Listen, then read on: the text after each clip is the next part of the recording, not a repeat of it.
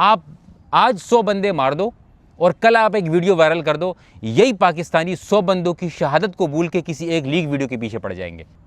Hey guys, अस्सलाम वालेकुम, इस्मी मोहम्मद आफाक खान। हमारी कौम का सबसे बड़ा मसला ये है जिसको कहते हैं कि स्क्रॉलिंग एडिक्शन, और हमें इस एडिक्शन में इतना नशई बना दिया गया है कि हमें सिर्फ ये पता होता है कि आज क्या हो रहा है और आज हमें कौन सी ट्रक की बत्ती के पीछे लगाया गया है और आज हमने किस बारे में बात करनी है, कल क्या हुआ, एक महीने पहले क्या हुआ, कौन सी ट्रक की बत्ती के पीछे लगाया गया था, कौन सी बहुत बड़ी ब्रेकिंग न्यूज़ थी, उसकी अपडेट क्या है, हमें फ़र्क ही नहीं पड़ता क्योंकि हमें रोज़ कुछ नया फीड किया जा रहा है। हम जब सुबह जागते हैं तो रात को पहले से मीडिया ने डिसाइड कर लिया होता है, हुकूमत ने डिसाइड कर लिया होता है कि आज आवाम को हम कौन सी नई खबर देंगे, कौन सी नई मीम देंगे, कौन सी नई वायरल वीडियो देंगे जिसके ऊपर ये लोग बात करेंगे। मिसाल के तौर पे गुल प्लाजा का क्या हुआ किसी को नहीं पता, जो डॉक्टर के ऊपर तेज़ाब फेंका गया था कोयटा में किसी को नहीं पता, सीसीडी वालों ने जो वो बच्ची का कत्ल किया किसी को नहीं पता। इसी तरीके से जो 2 महीने पहले जो डाकुओं ने पाकिस्तानियों को अगवा किया था माजरत के साथ, उनका क्या हुआ, कोई अपडेट नहीं है। 2-3 दिन तक हम आसमान सर पर उठा लेते हैं, फिर मीडिया सोचता है, हुकूमत सोचती है कि बाबा इससे पहले कि इनमें गैरत आए, इनकलाब आए, इनको कुछ नया दे दो। किसी का माजरत के साथ किसी का टोटा लीक हो जाएगा, सब बात करना शुरू कर देंगे, भाई नई चीज़ वायरल हुई है, 21 मिनट 34 सेकंड, 19 मिनट 2 सेकंड, पता नहीं 5 मिनट 7 सेकंड, ट्रेंड होना शुरू हो जाता है। ये ख़त्म हुआ तो रजब भट्ट आ गया, रजब भट्ट ख़त्म हुआ तो डक्की भाई आ गया, डक्की भाई ख़त्म हुआ तो कोई और आ गई, कोई और आ गया, कोई और आ गया, कहीं ना कहीं कोई पिंकी आ गई, कोई येलो आ गई, कोई ब्लू आ गई, कोई काली, कोई नीली, कोई पीली।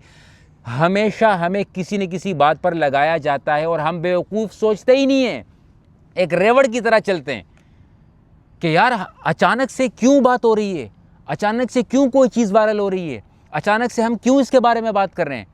क्योंकि हम किसी चीज़ की लीड नहीं रखते, किसी चीज़ के साथ लिंक नहीं रखते, तभी किसी को यहाँ पे इंसाफ ही नहीं मिलता। आप आज 100 बंदे मार दो और कल आप एक वीडियो वायरल कर दो, यही पाकिस्तानी 100 बंदों की शहादत को भूल के किसी एक लीक वीडियो के पीछे पड़ जाएंगे। यही हमारा सबसे बड़ा अलमिया है और इसी एडिक्शन के पीछे हमें लगा दिया गया। तभी पाकिस्तान का नेट भी सस्ता है, तभी पाकिस्तान का नेट भी फास्टेस्ट है, तभी मोबाइल भी यहाँ पर सस्ते हैं, हर बंदे को मोबाइल का एक्सेस है।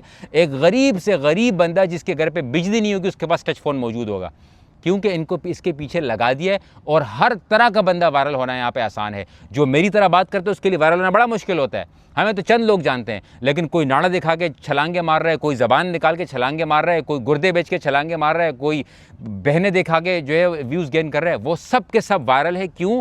क्योंकि आवाम को इसके पीछे लगा दिया है। जिस बेगैरत के घर पे, माजरत के साथ, जिस बेगैरत के घर पे 20-20 घंटे की लोड शेडिंग हो रही होती है, वो भी 12-12 घंटे की रील्स देख रहा होता है। इतना एहसास नहीं होता कि यार आओ पूरी बिल्डिंग जमा करें और सारे मिलकर किसी सड़क को ब्लॉक करें कि भाई यहाँ पे क्यों हमारी लोड शेडिंग हो रही है।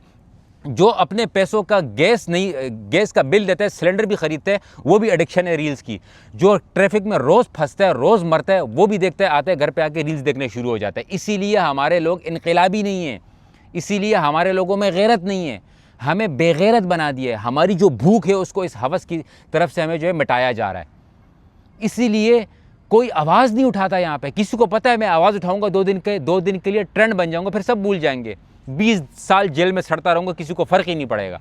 इसीलिए कोई आपके लिए इनकलाबी आने को तैयार ही नहीं है। इसीलिए आवाम से ख़ुद कोई इनकलाबी बनने को तैयार नहीं, क्योंकि उनको पता है कि इस आवाम के लिए आएंगे ये तो अपनी रील में शुरू हो जाएगी, ये तो बेडरूम के अंदर से इनकलाब लाने वाले लोग हैं।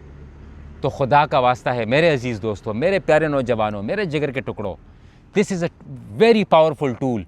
इस पावरफुल टूल को ग्राउंड पर भी इस्तेमाल करना शुरू कीजिए। कोई एक ब्रेकिंग न्यूज़ आ जाए ना, उसकी तब तक जान मत छोड़िए जब तक उसका रिज़ल्ट आपके सामने नहीं आ जाए। यही होता है मगरिबी ममालिक में, यही होता है महज़ब मुआशरों में, कि जब कोई बात आती है तो वो तब तक उसका पीछा नहीं छोड़ते जब तक उनके सामने रिज़ल्ट नहीं आ जाता कि हुआ क्या है बाबा, इसका रिज़ल्ट क्या निकला, कौन सा आपने किसी को जो है वो अल्लाह आपका भला करे सज़ा दी। तो खुदारा अपने बच्चों को रील एडिक्शन से बचाइए। छोटे छोटे मासूम बच्चे रील्स देख रहे होते हैं, 5-5, 10-10 घंटे उनका स्क्रीन टाइम होता है। बच्चे इसीलिए गुस्से में होते हैं, डिप्रेशन में होते हैं, हार्ट अटैक से बच्चे मर रहे होते हैं, बिकॉज़ वालिदैन उनको मोबाइल दे देते हैं। अभी यूके में कानून आया है कि 16 साल से कम उम्र बच्चों के लिए सोशल मीडिया पर बैन लगा दिया गया है। यूके में कानून आया है, यूके में। हमारे इंग्लैंड में ये कानून आ गया है। तो खुदा का वास्ता है, कानून तो इस मुल्क में नहीं आएंगे, कानून तो यहाँ पे निकाह की पाबंदियों पर आएंगे, कानून तो यहाँ पर निकाह पे पाबंदियाँ लगेंगी और हलाल चीज़ पाबंदी लगेगी। अपने बच्चों के मुस्तकबिल को ख़ुद बचाइए, अपने बच्चों को ग्राउंड पे मसरूफ़ कीजिए, उनको दरख्तों पे चढ़ाइए, उनको मिट्टी में खेलने दीजिए, लेकिन रील की इस ज़लालत से बचाइए, वरना आपके बच्चे भी रोबोट बन जाएंगे और इनके अलावा इनका वो एक क्या कहते हैं उसको, ज़ॉम्बीज़ बन जाएंगे। इनकी ग्राउंड पे कोई भी कंट्रीब्यूशन नहीं होगी। समझ आई है तो बात लाइक कर दीजिए, अपने बच्चों के ऊपर फोकस कर दीजिए, छोड़ दीजिए मुल्क में इनकलाब को लाना और मुल्क की तब्दीली करना, अपने घर पे तब्दीली लाना शुरू कर दीजिए। नहीं हो सकता है, बात बुरी लगी हो तो इग्नोर कर दीजिए, हज़ारों और वीडियोज़ हैं, रील करते रहिए, 6 घंटे गुजार दीजिए। शुक्रन, जज़ाकुमुल्लाह खैरन, अस्सलामु अलैकुम।